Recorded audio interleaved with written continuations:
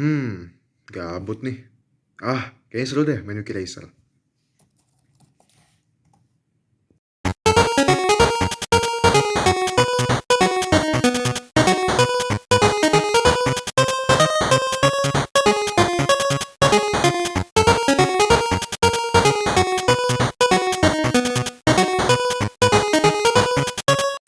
Nemu. Tapi kalau selambat ini sama nggak se-efisien ini, gue nggak bisa jadi top global.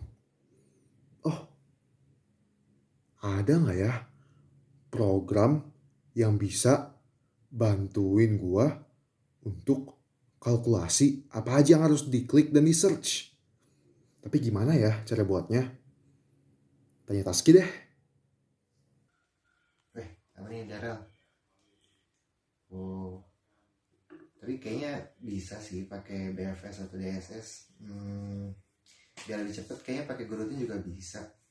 Cobain dulu deh.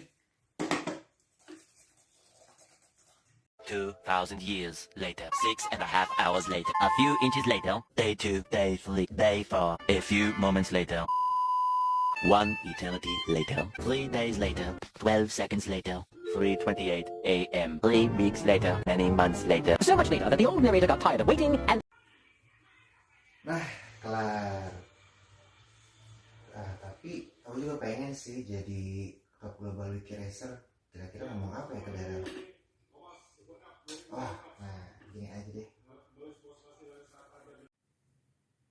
Udah dapet nih email dari Taski.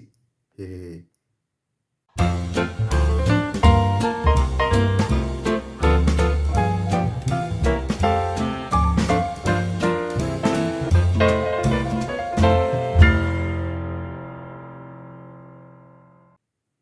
Aduh, kena prank.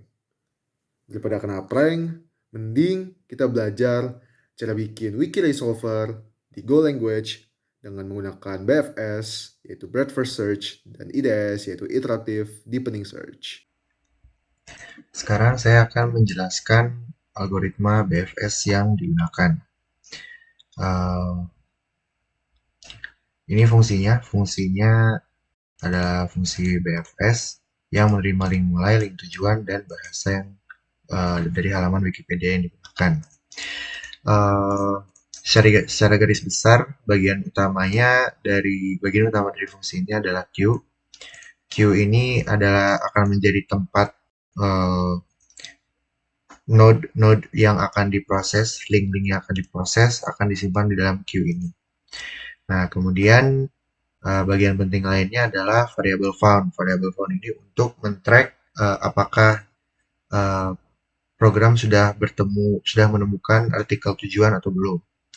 Nah, kemudian program akan saat fungsi ini dijalankan, maka langkah pertama yang dilakukan adalah mengecek apakah title saat mulai sudah sama dengan title tujuan. Jika sudah sama, maka hasilnya akan langsung dikembalikan ke fungsi pemanggilnya. Nah, tapi kalau belum, maka halaman pertama akan diproses. Nah, untuk alasannya sendiri akan dijelaskan nanti, tapi halaman pertama akan diproses terlebih dahulu. Pemrosesannya ada di looping ini, di mana fungsi getAllAtag ini akan mengembalikan semua link A, semua tag A yang berada pada halaman utama, halaman pertama. Lalu kemudian setiap tag tersebut akan diambil link dan title-nya. Kemudian jika title-nya sudah sama dengan title tujuan, maka akan di-return, found akan diatur ke true, dan hasilnya akan dikembalikan ke fungsi pemanggilan fungsi.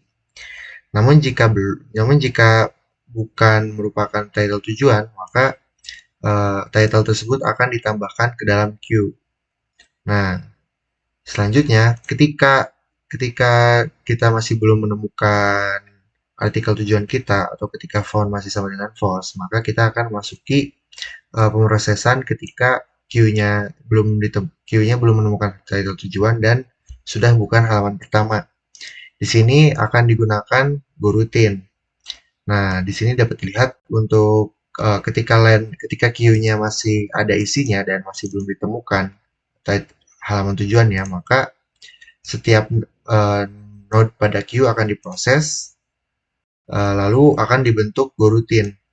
Di dalam goroutine akan sama seperti saat pemrosesan halaman pertama, di mana semua tag A akan diambil dan setiap tag A tersebut akan diperiksa apakah sudah sama dengan title tujuan atau belum, dan jika belum, maka akan dimasukkan ke dalam queue. Nah, kemudian pada fungsi ini diberlakukan time.sleep. Hal ini untuk mencegah program untuk terus-terusan mengakses halaman Wikipedia terlalu cepat. Karena jika diakses terlalu cepat akan mengakibatkan IP address dari program akan diblok oleh Wikipedia. Nah, kemudian di sini juga terdapat fungsi if len q sama dengan 0, maka lakukan wait. Hal ini untuk mencegah bug di mana ketika halaman pertama yang sudah diproses hanya memiliki sedikit link, maka goroutine yang terbentuk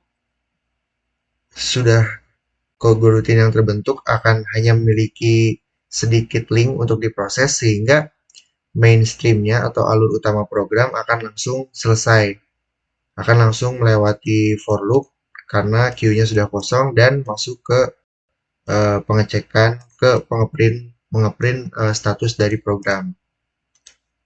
Lalu jika sudah selesai, tentunya kasus terbaik adalah ketika found-nya sudah menjadi true atau hasilnya sudah ditemukan, maka semua goroutine akan ditunggu untuk menyelesaikan prosesnya di sini. Lalu hasilnya akan di-return ke fungsi pemanggil.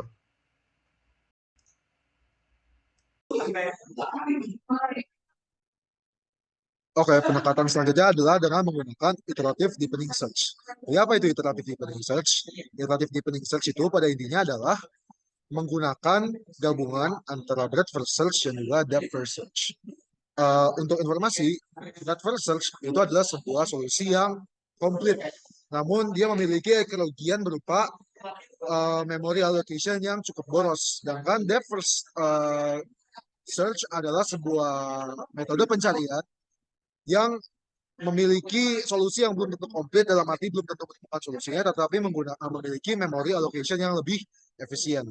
Dan untuk menggabungkan pros dan cons antara kedua metode BFS dan DFS, maka digunakanlah pendekatan iterative deepening search. Jadi bagaimana cara kerja iterative deepening search?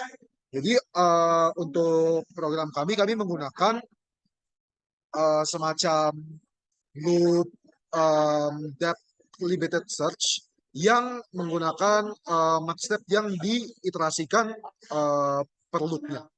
Jadi untuk bisa dilihat pada bagian kode yang pertama, ini hasil di ls level 0, artinya dia itu pertama mengecek starting page atau main page dari start linknya.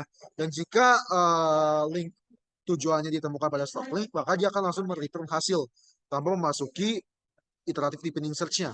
Tetapi jika memang dia tidak menemukan pada starting page atau tidak menemukan pada depth 0, maka dia akan mulai mengiterasi dari depth 1 hingga max depth di mana solusi itu bisa ditemukan.